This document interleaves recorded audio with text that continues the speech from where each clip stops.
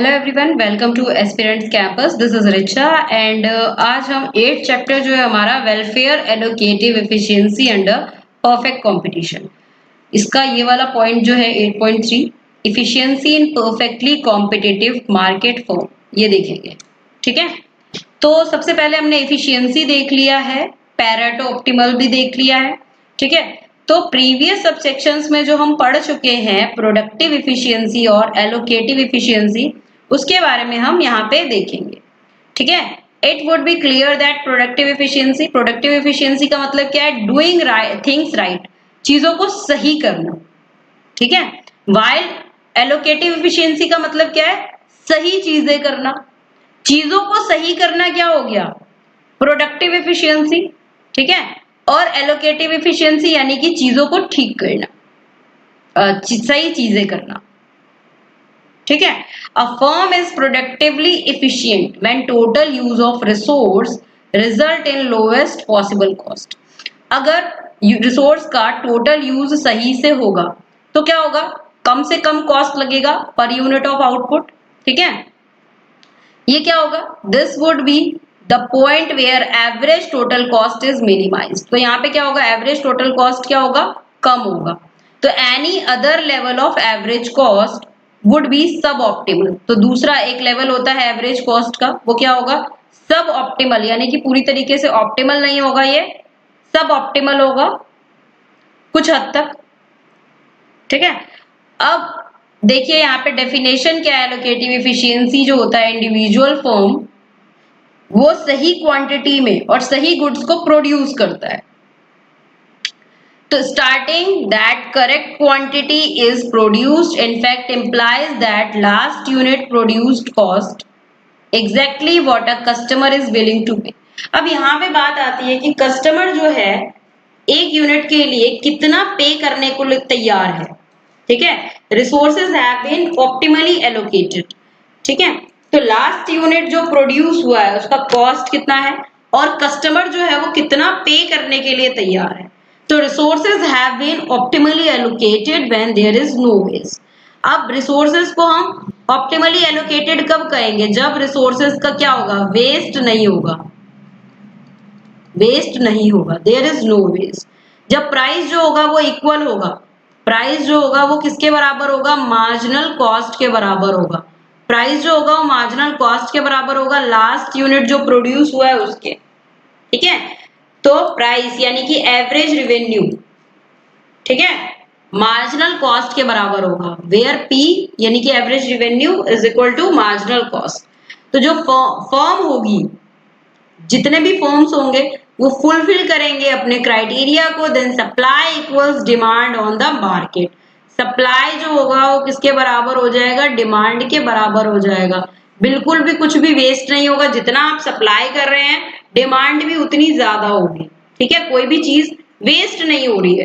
तो यहाँ पे आप देखेंगे कि इसी को कहेंगे एलोकेटिव इफिशियंसी। ठीक है, एलोकेटिव इफिशियंसी, प्राइस जो होगा वो मार्जिनल कॉस्ट के बराबर हो जाएगा, मार्केट में इक्विलिब्रियम होगा, कोई भी एक्सेस सप्लाई नहीं होगा। ठीक है, और डिमांड नहीं होगा। ठीक है, एक्सेस सप्लाई एक्सेस डिमांड नहीं होगा, सप्लाई जो होगा वो डिमांड के बराबर होगा। अब फर्म जो होगा एक perfectly competitive market will be both productively and allocatively efficient. Long run में परफेक्टली कॉम्पिटिटिव मार्केट क्या होता है? बिल्कुल प्रोडक्टिवली और एलोकेटिवली इफिशिएंट होता है, जिसको हम यूनिट 1 में देख चुके हैं। फर्म जो होगा एबनॉर्मल प्रॉफिट गेन नहीं करता लॉन्ग रन में due to the entry of new firms. New firms की एंट्री की वजह से फर्म एबनॉर्मल प्रॉफिट गेन नहीं कर सकता है। ठीक है, मतलब ये नहीं है कि कितना भी प्रॉफिट आप ले लिए, क्योंकि नई फर्म्स आ गई हैं तो लोगों के पास नए ऑप्शंस आ गए हैं। अब नए ऑप्शंस आए हैं तो लोग जो न्यू ऑप्शंस है उसको भी ट्राई करेंगे, और वो आते ही तो बहुत ज्यादा प्राइस पे नहीं देगा सब कुछ। तो subsequent increase in supply and lower market price will be dissolve any such profit, nor can the firm survive endless losses. और फर्म जो है वो बहुत ज्यादा लॉस भी नहीं उठाएगा, ठीक है, और बहुत ज्यादा प्रॉफिट भी नहीं होगा, उसको एबनॉर्मल प्रॉफिट नहीं होगा।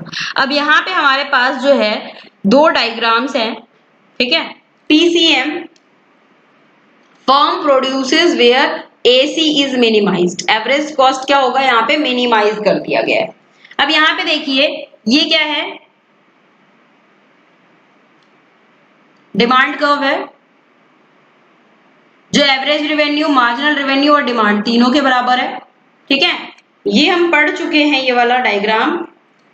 और उसके बाद ये जो आपका एमसी कर्व होता है, एमसी कर्व जो होता है ये डिमांड कर्व को नीचे से काटता है, नीचे से ऊपर की तरफ काटता है। अब जहां पे डिमांड कर्व और एमसी कर्व टच हुए हैं वहीं से एसी कर्व जो होगा एक यू शेप बनाएगा और आएगा, एसी कर्व आ गया। तो ये जो चीज है, ये जो पॉइंट है, यहां पे क्या है, क्वांटिटी जो है वो मैक्सिमम है, ठीक है। मतलब मैक्सिमम इक्विलिब्रियम पॉइंट हम इसको कह सकते हैं। अब यहाँ पे मार्केट है, मार्केट में क्या है, ये डिमांड कर्व है, ये सप्लाई कर्व है। अब ये दोनों जहां पे एक दूसरे को काटते हैं वहां पे क्या हो जाएगा, इक्विलिब्रियम पॉइंट हो जाएगा। ये तो हम बहुत पहले से देखते आ रहे हैं। अब मान लीजिए ये डिमांड कर्व, ये सप्लाई कर्व, दोनों जहां पे मिलते हैं वो क्या हो गया हमारा इक्विलिब्रियम पॉइंट। अब ऊपर वाला जो पार्ट है हमारा, ये वाला, ये जो पार्ट है हमारा, ये क्या हो जाएगा, ये हो जाएगा हमारा कंज्यूमर सरप्लस। क्या हो जाएगा, ये वाला जो पार्ट है ये हो जाएगा हमारा कंज्यूमर सरप्लस, जिसके बारे में हम अभी आगे पढ़ेंगे। क्या है ये, कंज्यूमर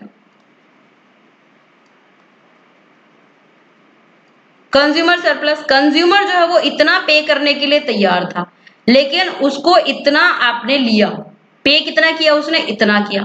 अब इतना जो पैसा उसके पास बच गया है वो क्या कहलाएगा, कंज्यूमर सरप्लस। उसकी डिमांड तो इतने में भी पूरी हो गई और वो पे करने के लिए इतना तैयार था।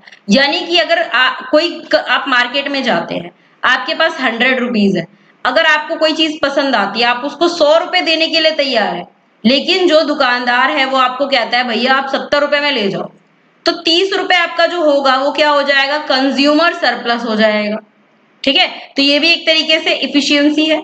उसके बाद आपका आता है प्रोड्यूसर सरप्लस। प्रोड्यूसर सरप्लस क्या होता है, वो ये वाला पार्ट होता है। ये वाला पार्ट क्या होता है, प्रोड्यूसर सरप्लस।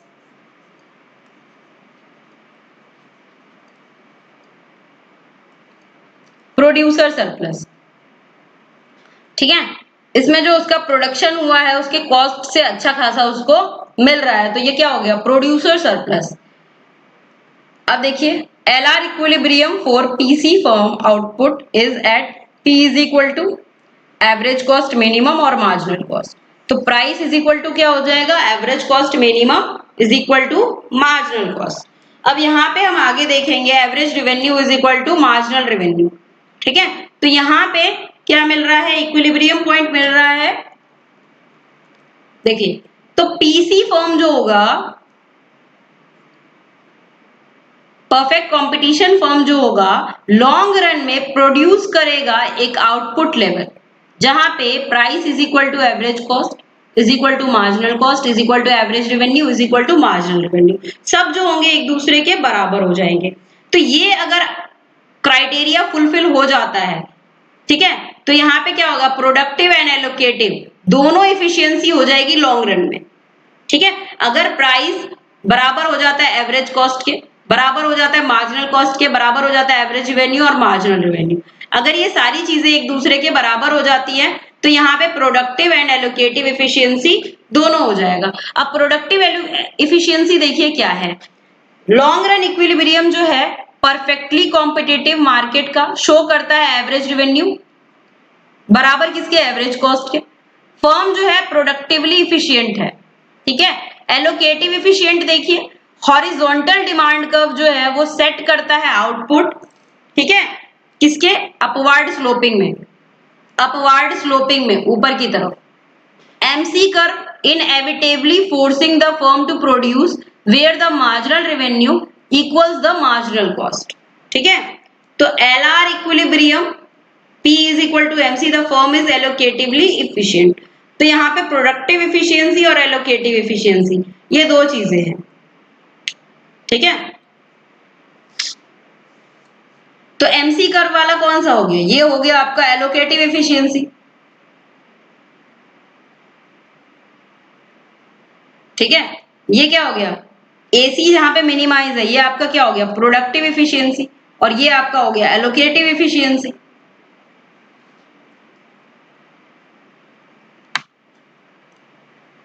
अब इफिशियंसी इन अ perfectly competitive market economy, perfectly competitive market economy में क्या इफिशियंसी है। यहाँ पे सिंपल आपको डिमांड एंड सप्लाई कर्व दिखाया हुआ है, देखिए ये डिमांड कर्व है, ये सप्लाई कर्व है। इसी को आपको इस तरीके से MU मार्जिनल यूटिलिटी, ये DD कर्व हो गया आपका, ठीक है। और ये हो गया आपका सप्लाई कर्व जो नीचे से ऊपर की तरफ जा रहा है, ये हो गया आपका मार्जिनल कॉस्ट SS कर्व, ठीक है। तो law of diminishing marginal returns के हिसाब से अगर एक्स्ट्रा मिनट ऑफ वर्क आप काम करते हैं, ठीक है, एक्स्ट्रा मिनट एक्स्ट्रा टाइम पे अगर आप काम करते हैं, ठीक है, या फिर आप ये देख लीजिए, उसको छोड़िए, एक्स्ट्रा यूनिट ऑफ फूड आप कंज्यूम कर लेते हैं तो आपकी जो यूटिलिटी है वो कम होती जाएगी। जैसे आपने एक यूनिट एक रोटी खा ली तो आपकी भूख थोड़ी सी कम हो गई, दो रोटी खा ली भूख और कम हो गई, तीन रोटी खा ली भूख और ज्यादा कम हो गई, ठीक है। चार रोटी खा ली, अब यूटिलिटी बिल्कुल जीरो है, अब नहीं खाया जा रहा है, फिर भी आपको बोला जाता है नहीं भाई एक रोटी और खा लो। पांचवी रोटी खा ली, क्या हो गया, ओवर हो गया वो। तो यहाँ पे क्या होता है, मार्जिनल यूटिलिटी जो है हमारी वो कम होती जाती है। यहाँ पे वही चीज दिखाया गया है कि जैसे जैसे आप मतलब कोई भी अगर खाना खाते रहते हैं तो क्या होता है, मार्जिनल यूटिलिटी जो आपकी वो कम होती रहती है। सप्लाई आपका जैसे जैसे बढ़ता है यूटिलिटी आपकी वैसे वैसे कम होती है। एक पॉइंट आता है जब आके वो क्या होती है, जीरो हो जाती है, ठीक है। तो उसको पॉइंट ऑफ इक्विलिब्रियम कहेंगे जब मार्जिनल MC कर्व यानी कि मार्जिनल कॉस्ट जो होगा सप्लाई के बराबर हो जाएगा, ठीक है। अब देखिए, when we sum horizontally the identical supply curve of identical farmer we get upward steeping MC curve. MC curve यानी कि मार्जिनल कॉस्ट कर्व। तो MC कर्व जो होगा उसको इंडस्ट्री सप्लाई कर्व भी कहते हैं, ठीक है। MC is equal to SS, इस फिगर में हमको दिखाया गया है। डिमांड कर्व भी क्या है, हॉरिजॉन्टल समेशन में है आइडेंटिकल इंडिविजुअल्स के मार्जिनल यूटिलिटी कर्व के। It is represented by the downward sloping MU यानी कि मार्जिनल यूटिलिटी डिमांड कर्व, ठीक है। तो ये डिमांड फॉर फूड के लिए क्या होता है, मार्जिनल यूटिलिटी डिमांड कर्व।